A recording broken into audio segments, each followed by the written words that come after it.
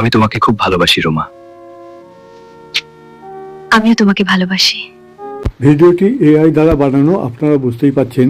তবে এর মধ্যে একটি মেসেজ আছে, সেটি হলো যে একজন নারী এবং একজন পুরুষ অ্যাপকে অপরকে যখন ভালোবাসে তখন তাদের মধ্যে ডোপামিন সিক্রেশন খুব ভালো রকমভাবে হয়, যেটাকে আমরা বলি হ্যাপি হরমোন।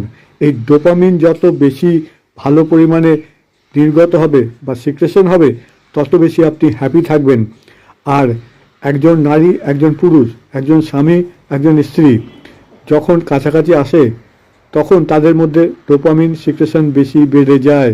তাই স্বামী বা স্ত্রী যখন একে অপরকে আলিঙ্গন করে, চুম্বন করে, তখন কিন্তু ডোপামিন সিক্রেশন প্রচুর পরিমাণে বেড়ে যায়, অর্থাৎ হ্যাপি হরমোন নির্গত হয়। আর এটাই সবথেকে বেশি দরকার, শুধু এক্ষেত্রে নয়, যে কোনো ক্ষেত্রে জীবনে চলার পথে আপনার এই হ্যাপি হরমোনটা আপনার খুবই দরকার। তা সে যেমনভাবেই হোক না কেন, আপনি যদি একটি খাবার খান, একটি আপনার পছন্দের খাবার, তাতেও কিন্তু আপনার ডোপামিন সিক্রেশন হবে। আপনি যদি একটি ভালো সিনেমা দেখেন, তাহলেও আপনার ডোপামিন সিক্রেশন হবে। আপনি যদি একটি ভালো দৃশ্য দেখেন, ভালো গান শোনেন, ভালো বন্ধুর সাথে বন্ধু সমতন কথাবার্তা, সুন্দর গল্প করেন, তাতেও আপনার ডোপামিন সিক্রেশন হবে। এই কথা নিশ্চয়ই এতদিন আপনি শোনেননি। আপনি আড্ডা মারছেন, সেখানেও আপনার ডোপামিন সিক্রেশন হচ্ছে, অর্থাৎ হ্যাপি হরমোন। যখন আমাদের মন খারাপ হয়, তখন যদি আমাদের মনটাকে ডাইভার্ট করতে পারি, তাহলে কিন্তু আমাদের হ্যাপি হরমোন বেরোবে এবং আমাদের ডোপামিন সিক্রেশনের মাধ্যমে আর আমরা খুশি থাকব। সুতরাং সবসময় চেষ্টা করতে হবে আপনাকে কি করলে আপনার নিজের ভালো লাগবে।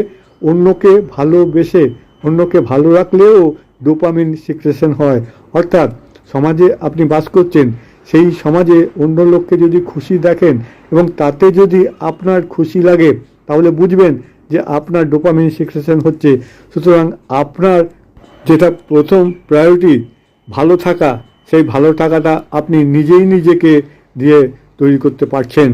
অন্যকে ভালোবাসলেও যেমন ভালো লাগে, আবার দেখবেন যে আজকালকার যুগে তো বেশি এটাই দেখা যায় যে হিংসা করা, তা কিন্তু কখনোই কাউকে করবেন না, তাহলে ডোপামিন সিক্রেশন একদম কমে যাবে। তাই আপনার ভালো থাকাটা আপনার উপরেই নির্ভর করছে।